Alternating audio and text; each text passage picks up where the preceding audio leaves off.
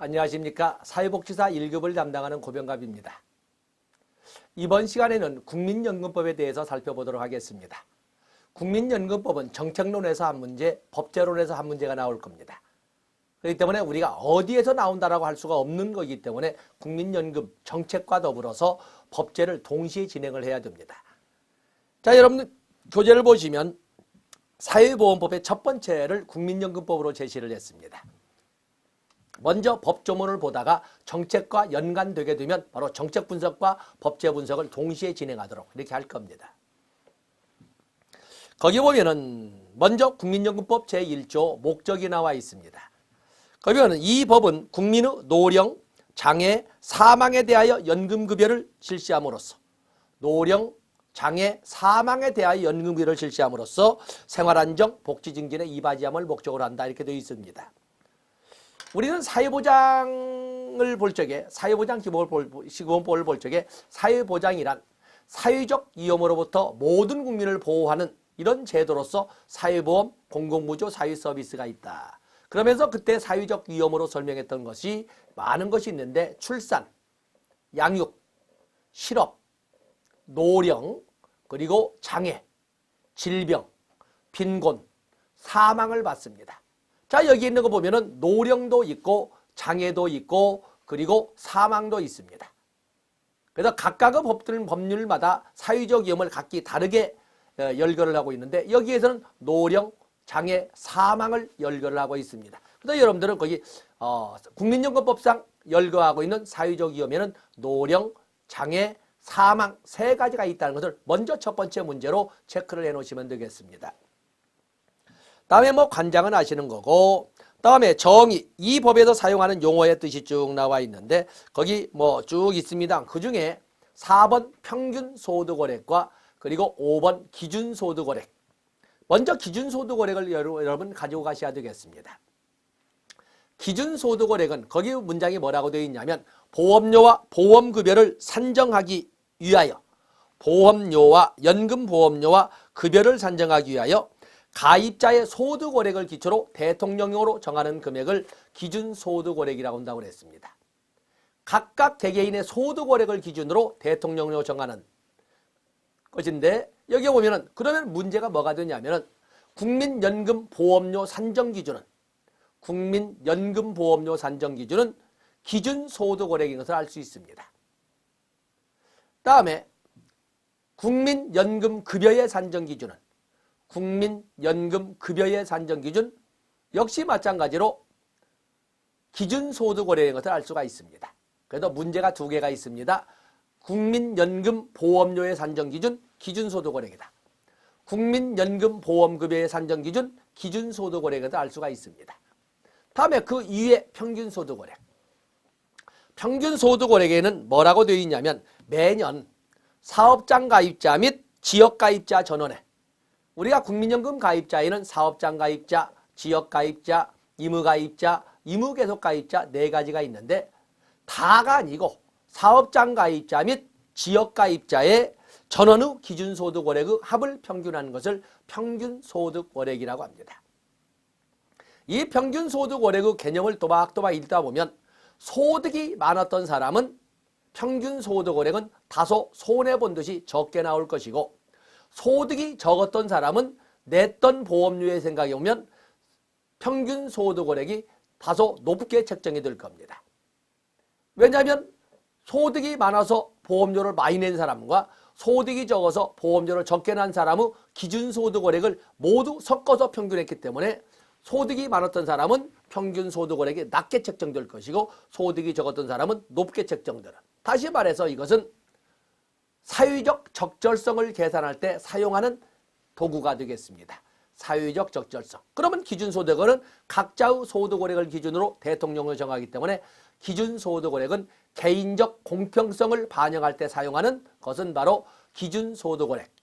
사회적 적절성을 반영하는 것은 평균소득원액이라고 이렇게 해석할 수가 있습니다. 다음에 연금보험료 산정기준은 기준소득원액인데 보통 사업장 가입자와 같은 경우에는 노사 균등분담합니다.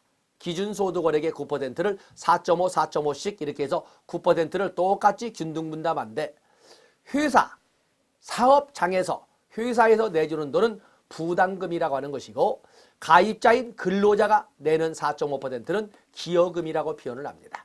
그래서 법률 용어 거기에 부담금, 기여금, 사용자가 부담하는 금액은 부담금, 사업장 가입자인 근로자가 내는 돈은 기여금이라고 설명을 합니다. 자, 이것도 역시 가지고 가셔야 됩니다. 그리고 국민연금법, 물론 국민연금법뿐만 아니라 다른 법들도 마찬가지가 되겠습니다만 모두 이 법률에서는 혼인의 관계에서는 사실혼 관계도 모두 인정하고 있다는 것을 여러분들이 봐주세요. 사실혼 관계까지. 물론 사실혼이라는 것을 입증하는 것은 당사자의 책임이겠지만 국가나 법률의 입장에서는 최대한 혼인의 범위를 넓혀서 보장해 주겠다라고 의지를 표명했습니다. 그러나 그 입증은 당사자가 해야 됩니다. 또 그러면 국민연금법에는 그 아래 보시면 태아의 권리보호 규정도 있다라는 것을 역시 봐주시면 되겠습니다. 우리가 사회보장기본법을 볼 적에 사회보장기본법에는 사회보장위원회가 있었습니다. 사회보장에 관한 사항을 심의하기 위하여 국무총리 소속하에 사회보장위원회를 두고 위원장 한 사람 국무총리와 그리고 부위원장 기재부 장관, 교육부 장관, 보건복지부 장관 3명을 포함해서 30명 이내의 위원으로 구성하도록 하고 있는 사회보장위원회에 있었습니다. 국무총리 소속으로 하고 국무총리가 위원장을 맡았습니다. 그에 비해서 사회보장 산하에 사회보험도 있고 공공부조도 있고 사회서비스도 있습니다. 사회보장의 사회보장위원회는 국무총리 소속이고 위원장이 국무총리. 그리고 사회보험에는 5개의 이름은 각기 다르지만 심의위원회가 존재를 하는데 그들은 중앙행정관서 소속으로 하고 위원장은 차관이 맡는다는 공식이 있습니다. 당연히 국민연금 심의위원회도 국민연금 심의위원회도 그 소속은 중앙행정관서 소속으로 하죠. 보건복지부 소속이겠죠. 위원장은 차관이 맡습니다. 바로 그 공식을 첫 번째 시작을 하겠습니다. 그러다 보면 보건복지부에 국민연금 심의위원회를 둔다. 위원장은 보건복지부 차관이 되고 어쩐다. 이렇게 되어 있습니다. 하나의 공식으로 봤습니다. 다음에 국민연금 가입자, 가입 대상이 나와 있네요. 이제는 정책 분석과 법제 분석을 같이 진행하도록 하겠습니다. 먼저 판서를 좀 해보고 그리고 법조문을 가지고 확인 또 보충하도록 하겠습니다. 국민연금이라고 적혀서 국민연금 정책 및 국민연금 법제. 이기 때문에 이렇게 국민연금의 길버트와 스펙트의 정책 분석, 누구를 대상으로 하는가, 무엇을 제공한다는 것인가, 그리고 어떻게 재원을 조달할 것인가, 누가 관리 운영할 것인가 하는 문제가 등장을 하는데 여긴 대상, 할당이 나와 있죠. 원칙은 국내에 거주하는 18세 이상 60세 미만입니다. 59세까지입니다. 네, 국민을 대상으로 합니다. 국민을 대상으로 한다. 18세 이상 60세 미만의 국민. 미리 말하지만 그러나 18세 미만도 가입할 수 있습니다. 18세 미만도 가입할 수 있고 60세 이상도 가입할 수 있습니다. 원칙이 그렇다는 것입니다. 예외도 있죠. 예외. 국내에 거주하는 18세 이상 60세 미만인 국민인데도 불구하고 다른 법에 적용을 받는 국민인데도 불구하고 공무원 연금법에 적용하는 공무원, 군인 연금법에 적용을 받는 군인, 사립학교 교직원 연금법에 적용을 받는 사립학교 교직원, 별정우체국법에 적용을 받는 별정우체국 직원 다 여기서는 예외가 되겠고 또 60세 미만인데도 불구하고 이미 55세 이상부터 미리 국민연금을 수령하기 시작한 특수직종 근로자나 어쩔 수 없이 55세가 넘어서 수령하게 된 조기 노령연금 수급자와 같은 경우에는 예외가 되겠죠. 그래서 예외가 있습니다.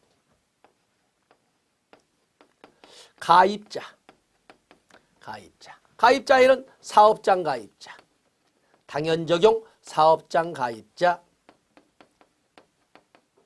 의무가입자, 지역가입자, 의무가입자, 그리고 의무계속가입자 이렇게 국민연금 가입자는 이렇게 4개의 유형으로 나누어 설명하고 있습니다. 자, 먼저 판서를 해본 다음에 정리를 하겠습니다. 다음에 무엇을 제공한다는 것인가? 무엇을 제공한다는 것인가? 라고 할 적에 분명히 국민연금법 제1조에 노령, 장애, 사망에 대하여 이 3가지를 열거해 놓고 노령, 장애, 사망에 대하여 보험급여를 실시함으로써 이게 되지 않습니까? 국민연금급여는 현금급여입니다. 현금으로 지급하는 사회보장, 사회보험의 목적, 국민 건강과 소득을 보장하는 제도, 그중에 현금급여로 제공하는 소득보장제도가 국민연금이 되겠어요. 시작하자마자 봤던 다음에 여기 보면 급여의 산정기준. 국민연금급여 산정기준은 뭐다?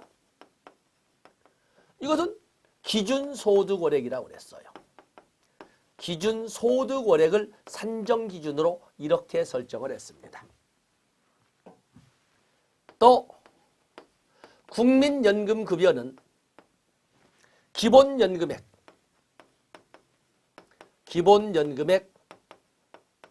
플러스 부양가족 연금액을 합한 금액으로 이렇게 계산하도록 하고 있습니다. 기본연금액, 물론 모든 연금이 기본연금액과 부양가족 연금액과 합한 금액으로 나오는 건 아닙니다. 미리 말씀드리지만 분할연금이라든지 또 소득이 있는 업무에 종사하는 자의 재직자 노령연금이라든지 또 장애연금 중에 4급이라든지 이런 것은 기본연금액만 가지고 계산합니다. 그래서 기본연금액만 가지고 계산하는 거에는 3가지가 있다. 그래서 분할연금, 또 재직자, 60세가 넘어서서 소득이 있는 업무에 종사할 때의 재직자 연금이라든지 또 그런가 하면은 장애연금 중에 4급, 이 3가지는 기본연금액만 가지고 계산합니다. 그러나 원칙은 기본연금액에 부양가족연금액을 더해서 계산을 합니다. 이 중에 기본연금액 계산 방식은 1.2를 비례상수로 하고 A 플러스 B 1 플러스 0.05 12분의 N으로 하는 계산 공식이 있습니다. 계산 공식이 있다. 다음에 급여의 종류에는 당연히 사회적 위험에 따라서 노령연금, 그리고 장애에 대한 장애연금, 그리고 사망시 유족에 대한 유족연금이 있고 또 그런가 하면은 반환일시금이 이렇게 4가지로 존재를 합니다. 그래서 국민연금 급여에 대해서는 4가지가 있다. 노령연금은 10년 이상, 원칙이 10년 이상, 그리고 60세 이상이 되어야 연금을 탈 수 있죠. 그러나 분명한 것은 보험료야 60세 미만까지니까 59세까지 내지만 그렇다고 해서 60세가 되면서부터 바로 연금급여를 타는 것은 아닙니다. 부칙 내용에 의해서 출생연도에 따라서 수급자가 될 수 있는 나이가 정해져 있습니다. 수급자가 될 수 있는 나이가 정해져 있는 거죠. 그래서 여기 보시면은 53년생에서 57년생은 61세부터 58년생부터 62년생은 62세부터 59년생부터 59년생에서 뭐냐면 58년생에서 62년, 그다음에 63년생부터 67년생까지는 63세부터 이렇게 부칙에 출생연도에 따라 수급권을 갖는 나이가 따로 정해져 있습니다. 그렇기 때문에 연금 가입에서 연금 보험료를 냈던 기간이 끝났다고 해서 바로 수급자가 되는 것은 아닙니다. 어떤 기본이 10년 이상이어야 되고 60세 이상이어야 됩니다. 10년 이상. 그래서 10년 이상이면 기본연금액 50%에다가 부양가족연금액을 더해서 주고 그리고 1년을 초과할 때마다 기본연금액 5%씩을 가산합니다. 만약에 국민연금 가입 기간이 10년을 채우지 못하면 반환일시금으로 타는 거고 10년을 넘었는데 13년이다. 그러면 10년 초과 3년이니까 1년마다 5%, 15%. 그러니까 기본연금액 65% 플러스 부양가족연금액.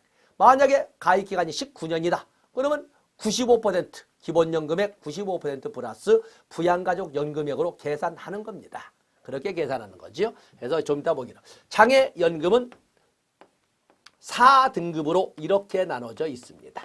4등급. 근데 이름은 연금이지만 그중에 장애연금, 장애등급 4급은 연금이란 이름은 있지만 일시금으로 지급한다는 거. 그것도 부양가족연금액 빼고 기본연금액의 225%를 일시금으로 지급한다는 것을 미리 말씀을 드리겠습니다. 다음에 유족연금. 유족연금의 범위 나와 있죠. 생계를 같이 하던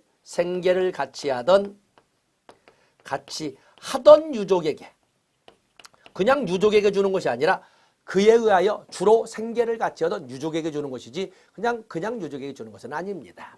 다음에 반환일시금. 이렇게 국민연금 급여는 4가지가 있다. 따로따로 볼 겁니다. 다음에 재원은 어떻게 조달할 것인가 하는 문제. 재원. 국민연금의 재원은 어떻게? 국민연금도 역시 사회보험이기 때문에 사회보장 기본법에서 본 것처럼 사회보험에 소요되는 재원은 노, 사, 정, 3자 부담으로 되어 있습니다. 그러다 보니까 당연히 재원은 노, 사, 정, 3자 부담으로 되어 있죠. 노, 사, 정, 3자 부담으로 되어 있습니다. 때문에 먼저 정, 국가지원금과 그리고 주된 재원인 보험료로 구성되어 있습니다. 보험료. 주된 재원은 보험료가 되지 않겠습니까? 가입자는 사업장 가입자, 지역 가입자, 의무 가입자, 의무 계속 가입자. 보험료는 보험료. 산정 기준이 뭐예요? 보험료, 그냥 아래 쓰겠습니다. 보험료 산정 기준. 보험료 산정 기준은 아까 나온 것처럼 역시 기준소득원액이지요. 기준소득원액이 되겠어요. 그리고 보험료는 사업장 가입자는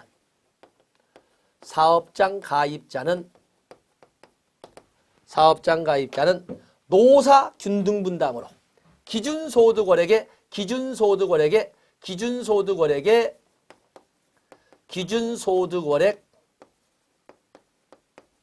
9%를 노사 균등분담시키고 있죠. 그래서 사업장 가입자가 기여금으로 4.5%, 회사에서 사용자가 부담금 4.5%를 내서 기준소득원액의 9%를 내게 되는 겁니다. 그에 비해서 기타 지역가입자와 의무가입자, 의무계속가입자는 기준소득원액의 9%를 단독 부담하도록 이렇게 정해져 있습니다. 그렇게 해서 여기 보면은 노사 그리고 정 3자 부담 방식으로 됐다는 것이 바로 재원에서 우리가 체크해야 할 문제가 되겠습니다. 다음에 어디에서 전달 딜리버리 관리 운영할 것인가 라고 하는 것은 여러분 알다시피 국민연금공단에서 관리 운영하고 필요한 급여나 보험료에 대한 산정을 하게 될 것이다. 이게 바로 국민연금 정책의 키워드이자 국민연금법의 법령으로 볼 핵심 내용이 되겠습니다. 이걸 지금 우리가 문서로 법령으로 확인을 해보겠습니다. 넘어가 보겠어요. 자, 교재로 봅니다. 교재로. 자, 거기 보시면 먼저 누구를 대상으로 하느냐 가입 대상 나와 있습니다. 국내에 거주하는 국민으로서 18세 이상 60세 미만 59세까지입니다. 60세 미만을 원칙으로 하지만 그런 입장에 있으면서도 다른 법에 적용을 받는 특히 4대 직영연금 대상자 공무원, 군인, 사립학교 교직원, 별정우체국 직원 그리고 대통령령으로 정하는 자라는 것은 뭐냐면은 아까는 조기 노령연금 수급권자나 특수직종 근로자 55세 넘어서 받게 되는 이런 사람들은 이미 받고 있기 때문에 제외를 하는 겁니다. 가입자의 종류는 쭉 나와 있죠. 사업장 가입자, 지역 가입자, 의무 가입자, 의무 계속 가입자. 원칙이야 18세 이상 60세 미만이지만 아까 말씀드린 것처럼 18세 미만의 자도 가입할 수 있다. 어떤 경우에? 거기 사업장 가입자 2번. 국민연금에 가입된 사업장에 종사하는 18세 미만의 근로자는 사업장 가입자가 된 걸로 본다. 18세 미만인데도 불구하고 사업장 가입자로 보고 국민연금에 적용 가입자로 봅니다. 물론 원하지 않는다 안 하지만. 또 그러면 거기 보면 생계급여 수급자나 의료급여 수급자, 국민기초생활보장법상 생계급여 수급자나 의료급여 수급자도 사업장 가입자인 경우에는 가입자로 봅니다. 그러나 본인이 원하면 빠질 수도 있지만 사업장 가입자로 봅니다. 다음에 지역가입자, 의무가입자 이렇게 되어 있고 거기 의무계속가입자를 빠졌습니다만 의무계속가입자는 본래는 60세 미만까지만 적용이 되지만 가입기간이 약간 미진하거나 뭔가 서운한 점이 있다면 가입기간을 65세까지 연장 신청할 수 있습니다. 그럴 경우에는 60세가 넘었음에도 불구하고 의무 계속 가입자의 지위를 가지고 가입할 수가 있습니다. 그러면 결론으로 국민연금 가입은 원칙과는 달리 18세 미만의 자도 가입할 수 있다. 사업장 가입자. 60세 이상의 자도 가입할 수는 있다. 의무 계속 가입자. 이렇게 우리가 설명할 수가 있겠습니다. 다음에 페이지 넘어가서 가입 기간을 보시면 국민연금 가입 기간은 월 단위로 하되 아까 말씀드린 것처럼 노령연금 수급자가 되기 위해서는 기본이 10년 이상. 근데 그 10년은 언제부터 언제까지의 10년이 아니고 이 가입 기간이라고 하는 것은 월 단위로 정확하게 120개월 이상 보험료를 냈어야 됩니다. 여기서 월 단위 또 10년이라고 하는 것은 120개월을 말합니다. 그렇기 때문에 2번 가입 기간을 계산할 때 보험료를 내지 아니한 기간은 가입기간에서 산입하지 아니한다. 뺀다. 그게 정확하게 보험료를 납입한 개월 수가 120개월 이상이어야 한다는 것을 이해하시면 되겠습니다. 다음에 추가 산입이 있습니다. 추가 산입. 만약에 군 복무, 현역이든 사회복무요원이든 전환복무든 상근예비역이든 6개월 이상 군 복무에 관련된 것을 입증할 수 있다면 그 사람이 나중에 노령연금 수급권자가 되었을 때 가입기간에 6개월을 더해서 계산을 한다라는 것을 말씀드리고 있습니다.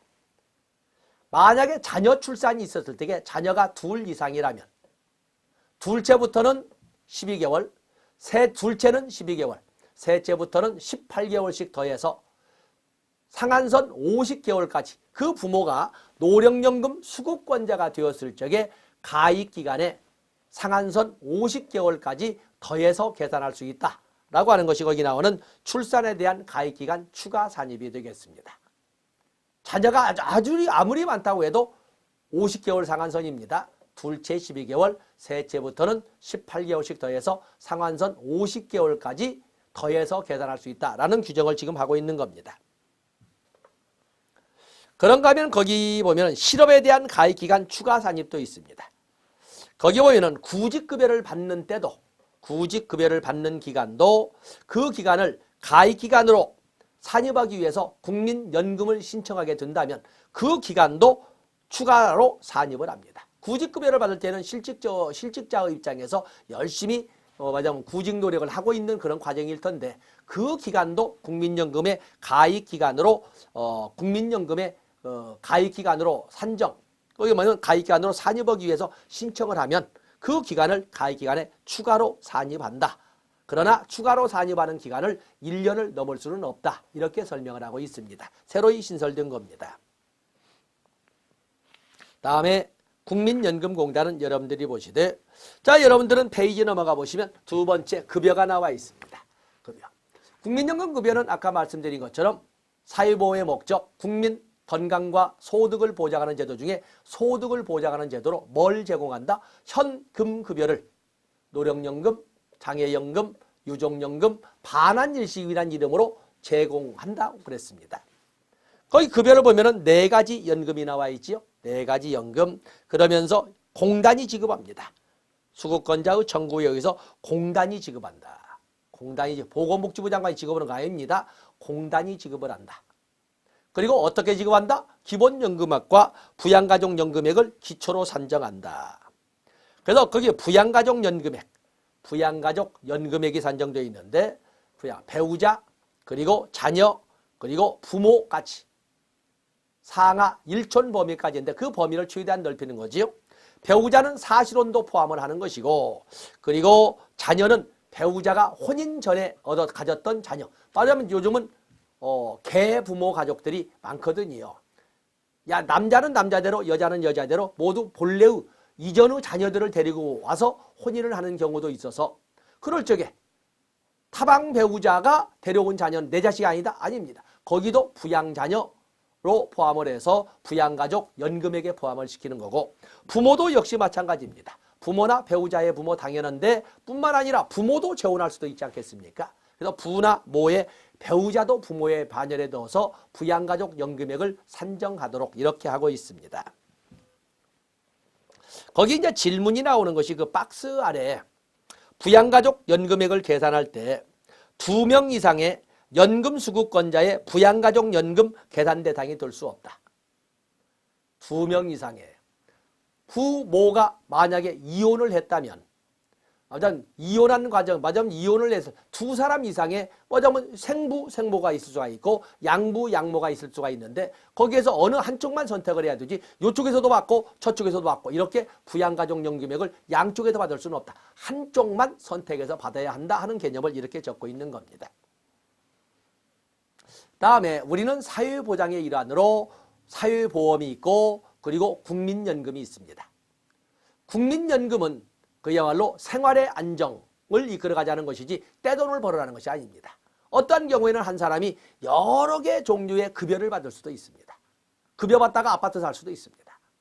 그런 것을 막기 위해서 중복급여 제한의 규정이 있습니다.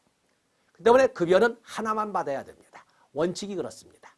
그런데 만약에 선택하지 아니한 급여가 유족급여라면, 맞아면 선택하지 아니한 것이 유족연금이라면 다 안 주는 건 아니다. 유족연금에 대해서는 전에는 20%였는데 개정됐습니다. 30%는 지급하도록 되어 있습니다. 선택하지 아니한 급여가 유족연금일 경우에는 30%는 준다. 이렇게 되어 있는 것이 바로 그 중요 표시할 내용이고 실질적으로 작년까지는 20%였어요. 올해부터 30% 체크하시면 됩니다.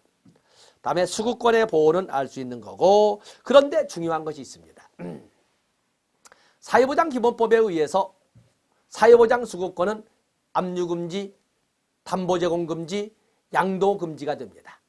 당연히 사회보장 수급권이 아닌 사회보험이 하나 국민연금 수급권도 압류금지, 양도금지, 담보제공금지가 되겠어요. 권리는 손댈 수 없습니다. 그러나 여기 국민연금 급여는 뭘로 나온다? 현금으로 나오잖아요.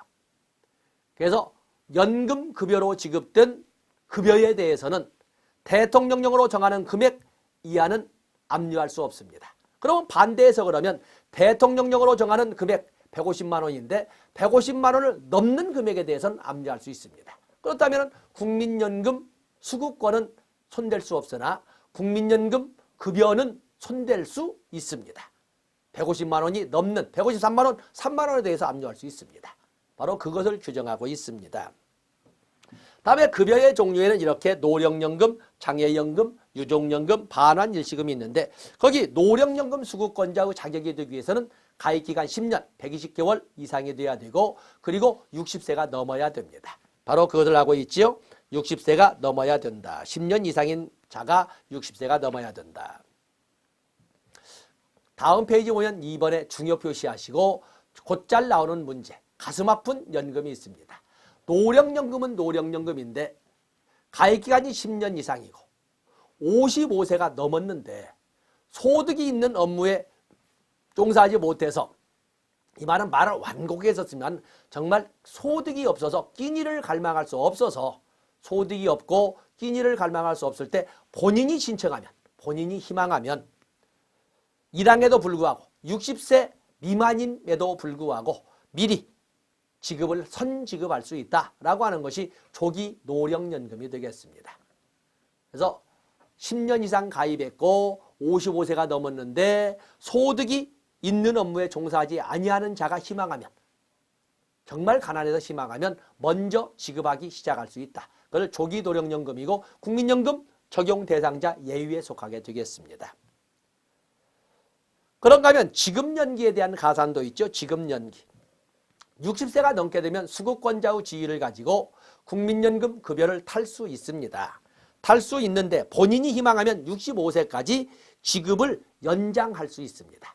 지급을 연장, 65세까지. 65세 넘어서는 안 되고 65세 전까지의 기간에 대해서 지급을 연장할 수 있다. 한 번에 한해서 연장할 수 있다. 그때 이자를 가산해 준다. 0.6%에서 매월 0.6%씩 이자를 가산해 준다. 이 말을 지금 쓰고 있는 것입니다. 다음에 노령연금액은 아까 말씀드린 것처럼 노령연금에는 모든 연금은 기본연금액 플러스 부양가족연금액으로 하는데 10년 이상이면 10년이면 기본연금액 50%의 부양가족연금액. 그러면서 1년마다 기본연금액 5%씩을 가산한다고 설명했지요. 그래서 만약에 11년이면 5% 가산해서 기본연금액 55% 플러스 부양가족연금액. 12년이면 기본연금액 60% 플러스 부양가족연금으로 지급한다는 말을 그렇게 적고 있습니다. 다음에 4번에 보시면 지금 저와 만나시는 분들이 바로 이제 여기에 해당이 되겠습니다. 60세가 넘었는데 60세가 넘었으면 적용대상에서 수급권자가 되는데 60세가 넘어서 65세까지 만약에 60세가 넘어서 65세까지도 여전히 소득이 있으면 돈을 벌고 있으면 연금을 다 주는 것이 아니고 기본연금, 부양가족연금액을 빼고 기본연금액만 가지고 지급을 합니다. 법으로 정해진 비율에 의해서 기본연금액의 일정 비율만 지급을 하지 부양가족연금은 지급하지 않는다. 여러분들이 바로 그 입장이 될 거예요. 그래서 사회복지사 1급을 행하고 그리고 현직에 소득 있는 업무에 종사하게 되면 60세가 넘어서 65세까지 연금급여 다 못 받습니다. 기본연금액의 일정 비율만 받고 그러나 65세가 넘어서도 그렇다면 연금은 연금대로 다 받고 그리고 소득은 소득대로 여러분이 가지게 되는 겁니다. 축하드립니다. 바로 그런 과정들이 여러분의 꿈이죠. 꿈입니다. 다른 사람들 다 뭔 일을 할까 할 적에 소득이 오히려 넘치는 그런 과정들이 우리들에게 도착을 할 겁니다. 바로 거기에 소득활동에 따른 노령연금액 거기 나와 있죠. 여기에는 기본연금액만 가지고 법정 비율의 기본연금액만 받아가면서 생활을 해야 된다. 다음에 분할연금 수급권 이것도 개정된 내용이 되겠습니다. 만약에 가입한 사람과 혼인한 것이 5년 이상인 사람이 나중에 왕년에 이혼했다면 왕년에 배우자 있던 사람이 노령연금 수급권자가 되면 그 사람이 타고 있는 노령연금액 중에 기본연금액을 나눠 쓰자라고 신청할 수가 청구할 수가 있는데 그게 바로 분할연금 청구권이 되겠어요. 그러나 청구할 수 있는 사람도 60세가 넘어야 돼요. 청구할 수 있는 사람도 60세가 넘어야 됩니다. 옛날에는 분할연금 청구권 소멸시효를 3년으로 했습니다만 이번 개정으로 분할연금 청구권도 5년으로 소멸시효를 늘렸습니다. 그래서 앞으로 연금이란 단어가 나오고 소멸시효 나오면 무조건 5년이라고 그냥 보시면 됩니다. 굳이 3년은 그냥 5년이라고 보시면 되는 겁니다. 그런데 거기에 보시면 5년 이내에 청구해야 된다 이 말 나와 있죠. 바로 거기를 청구하시면 됩니다. 그러나 여기는 적지 않지만 60세가 되기 전에도 청구할 수는 있습니다. 60세가 전에도 청구할 수는 있지만 어떤 원칙은 자기 청구할 수 있는 사람도 60세는 돼야 된다. 그리고 분할연금 청구권의 소멸시효는 5년으로 바뀌었다. 5년으로 바뀌었다라는 것을 꼭 알아주셔야 되겠습니다. 다음에 장애연금. 장애연금은 4등급으로 해서 나누고 있는데 역시 기본연금액 플러스 부양가족연금을 하는데 1, 2, 3, 4급이 다 그런 것이 아니고 4급은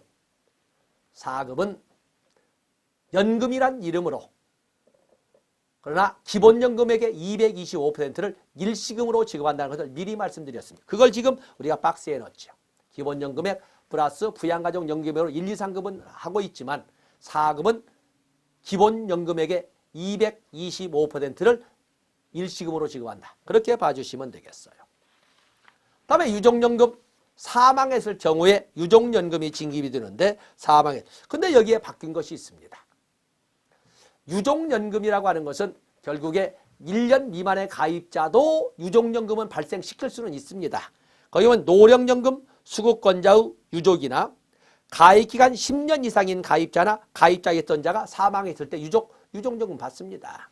물론 단서는 생계를 같이 하던 조건은 붙겠습니다만, 그런데 3번에 보시면 연금보험료를 낸 기간이 가입 대상 기간의 3분의 1 이상인 사람이 사망해야 유족연금이 발생을 합니다. 만약에 내가 12년을 가입을 했는데 보험료를 낸 기간은 4년이 되지 못했다. 12년 중에 3분의 1은 4년 아닙니까? 48개월이 못 됐다. 그렇다면 그 사람이 사망했을 때 유족연금은 발생하지 않습니다. 적어도 가입 대상 기간 중에 유족연금 보험료를 낸 기간이 3분의 1 이상인 사람이 사망했을 때 유족연금이 발생한다는 말을 하고 있는 것입니다. 3분의 1 꼭 보셔야 됩니다. 그런가 하면 페이지 넘어가 보시면 사망일 5년 전부터 사망일까지 그 기간 동안에 연금보험료를 낸 기간이 3년 이상인 사람이 사망하게 되면 유족연금이 발생하지만 그러지 않은 사람은 유족연금이 발생하지 않는다. 그 말을 지금 하고 있습니다. 그리고 장애연금 수급자가 사망한 경우에도 유족연금은 발생을 하는데 무조건 장애연금 수급자라고 해서 발생하는 것이 아니라 장애등급 2등급 이상이었던 사람이 사망했을 경우에만 유족연금이 발생을 합니다. 바로 그 내용, 유족연금 발생 사유가 개정 내용이 되겠습니다. 다음에 유족의 범위는 수직 이촌까지입니다. 수평 이촌은 아니고 수직 이촌. 수직 이촌은 조부모, 손자녀까지입니다. 그래서 영순위는 배우자로 하고 그 다음에 1순위가 자녀, 2순위가 부모, 3순위가 손자녀, 4순위가 조부모, 수직적 이촌까지 설명을 하는데, 그런데 배우자가 아닌 사람은 모두 연령 제한과 장애 제한이 있습니다. 기본 조건은 유족연금을 발생하기 위해서는 그 박스에 있는 것처럼 사망할 당시 그에 의해 생계를 같이 해야 되지, 생계를 같이 하지 않았으면 유족연금 수급권에서 박탈됩니다. 나중에 사망일시금권으로 가는 거예요. 그래서 유족연금 수급권에 대해서 이렇게 생계를 같이 하던 자로서 수직적 이촌까지. 그러나 배우자를 제외한 나머지는 연령 제한과 장애 제한이 있다. 자녀와 같은 경우에는 25세 미만이거나, 전엔 18세 미만, 19세 미만이었습니다. 25세 미만이거나 장애 등급 2급 이상이어야만이 유족연금 수급권자가 될 수가 있습니다. 부모는 60세 이상이거나 장애 등급 2등급 이상이어야 되고, 그에 비해서 손자녀는 자녀와는 달리 19세 미만이거나 장애 등급 2급 이상이어야 돼요. 조부모는 60세 이상이거나 장애 등급 2급 이상인 자에게만. 그래서 배우자가 아닌 사람들은 연령 제한과 장애 제한이 있다. 특히 자녀는 19세 미만이 아니라 25세 미만으로 바뀌었다는 것을 또한 체크를 해주시면 되겠습니다. 다음에 거기 보시면 되어 있고, 배우자는 영순위로서 당연히 수급권자가 됩니다. 또 수급자가 되지요. 그런데 오른쪽 페이지 4번에 보시면 배우자에 대한 유족연금 지급정지가 나와 있죠. 거기 보시면 유족연금의 수급권자인 배우자에 대해서는 수급권이 발생한 때부터 3년간은 지급을 합니다. 그리고 지급을 정지했다가 55세가 된 때부터 다시 지급을 합니다. 55세가 될 때까지는 정지하고 55세가 되면 그때부터 다시. 젊은데도 유족연금만 가지고 먹고 사는 일이 있어서는 안 된다 해서 처음 3년은 줍니다. 유족연금 3년.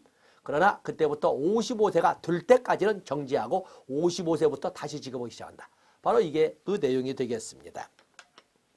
다음에 반환일시금이 있고 사망일시금 다 줬습니다.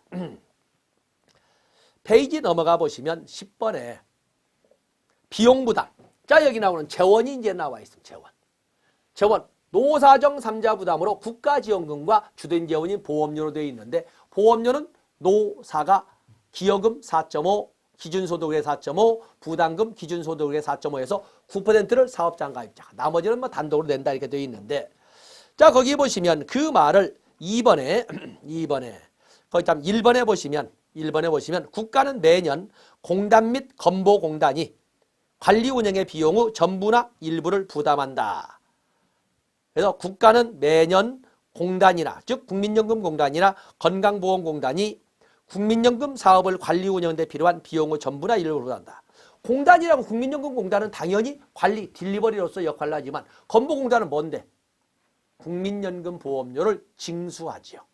징수하는 데 드는 비용을 지원해야 됩니다. 그래서 국민건강보험공단에 들어있는 것이고 연금보험료의 부가징수 그중에 3번, 4번 사업장 가입자는 4번은 기타 가입자는 기준소득월액의 9%를 사업장 가입자는 노사 균등 분담하고 나머지 4번 기타 가입자는 단독으로 9%를 부담한다. 그 말을 지금 3번, 4번에 적고 우리가 지금 노트 정리를 해놓은 겁니다.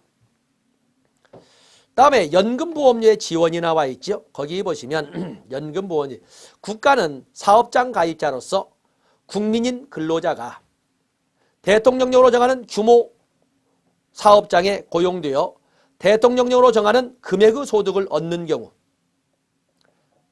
해당 사업장 가입자의 연금보험료 중 기여금과 부담금 일부를 예산의 범위에서 지원할 수 있다. 자, 바로 이것을 우리는 두루누리 보험이라고 합니다. 두루누리 사유, 영세 사업장의 사업자와 근로자의 국민연금보험료와 고용보험 보험료 50%씩을 국가가 지원해 주는 제도를 두루누리 사회보험이라고 합니다. 바로 그것이 그 근거법이 국민연금법에 이렇게 나와 있습니다. 두루누리 사회보험이라고 한다. 그래서 거기 숫자가 10명 미만이고 이런 아주 영세한 사업장의 사업자와 근로자를 지원하기 위한 이런 그 국가 지원을 두루누리 사회보험. 지원하는 것은 국민연금과 고용보험 보험료 50%를 지원해 주는 것입니다. 감면해 주는 것이 아니라 국가가 지원해 주는 겁니다. 다음에 오른쪽에 보면 심사청구와 재심사청구가 있는데 이것은 뭘 말하고 있냐면 만약에 국민연금에 관련된 권리 구제 필요성이 생긴다면 이리 말하지만 국민연금, 고용보험, 산재보험의 권익 침해가 있을 때 권리 구제를 받는 방법은 유형적으로는 똑같습니다. 심사 청구와 재심사 청구를 통해서 이루어집니다. 누구에게 하느냐는 다르겠지만 유형은 똑같습니다. 국민연금에서 만약에 국민연금 처분에 대해서 거기에 보면 이런 처분의 국민연금공단의 처분이나 징수과정에서 나오는 건강보험공단의 처분에 이유가 있을 때에는 국민연금공단이나 국민건강보험공단에 심사 청구를 할 수가 있습니다. 언제까지? 처분이 있는 날이 아니라 처분이 있음을 안 날로부터 90일 이내에 문서로 그리고 처분이 있던 날로부터 180일 이내에 문서로 심사 청구할 수 있습니다. 처분이 있음을 안 날로부터 90일, 처분이 있던 날로부터 180일 이내에 심사 청구할 수 있습니다. 만약에 거기에 불복을 하게 되면 결정 통지를 받은 날 90일 이내에 국민연금 재심사위원회에 재심사 청구할 수 있습니다. 국민연금 재심사위원회에 재심사 청구할 수 있다. 이렇게 재심사위원회의 재심사는 행정심판으로 본다라는 규정이 나와 있죠. 행정심판으로 본다. 이런 규정까지 이렇게 보시면 됩니다. 다음에 넘어가십니다. 국민연금법에는 외국인에 대한 적용, 물론 사회보장기본법에 상호주의가 나와 있고 우리가 본 것처럼 상호주의에 가장 적나라하게 구체적으로 적는 것이 국민연금법의 사회보장협정이라고 했습니다. 만약에 사회보장협정을 맺은 나라가 있다면 그 나라 국민에 대해서는 국민연금 적용에 대해서 국민연금법이 있음에도 불구하고 사회보장협정을 따른다. 이건 무슨 말일까? 사회보장협정은 일반적으로 인정되는 국제법규니까 헌법 제6조에 의해서 사회보장협정은 일반적으로 인정되는 국제법규, 국내법과 같은 요력을 갖습니다. 그렇다면 국민연금법과 사회보장협정은 대등한 요력을 가지고 있는데 왜 이걸 사회보장협정을 따른다고 했을까? 거기 보면 이 본법이 있음에도 이 법에도 불구하고 국민연금법에도 불구하고 끝에 줄 사회보장협정에서 정하는 바에 따른다. 이 말은 사회보장협정은 효력으로서는 국민연금법과 대등한 법률로서의 지위를 가지고 있지만 그러나 법률 적용의 원칙에 의해서 특별법 우선의 원칙이 적용됨으로써 사회보장협정은 국민연금법에 대하여 특별법의 지위에 있기 때문에 우선 적용되는 겁니다. 그래서 특별법 우선 적용의 원칙에 의해서 사회보장협정이 국민연금법보다 우선 적용된다라고 그렇게 해석하시면 되는 겁니다. 자, 이런 정도가 우리가 적어도 정책론, 법제론에서 한 문제씩 반드시 나오게 될, 한 문제씩 반드시 나오게 될 그 국민연금법의 핵심 내용이 되겠습니다. 그래서 양쪽을 다 교류하는 지금 강의가 끝난 겁니다. 이 시간 여기까지 하고 다음 시간에 건강보험법도 똑같은 방식으로 진행을 하도록 하겠습니다. 고맙습니다.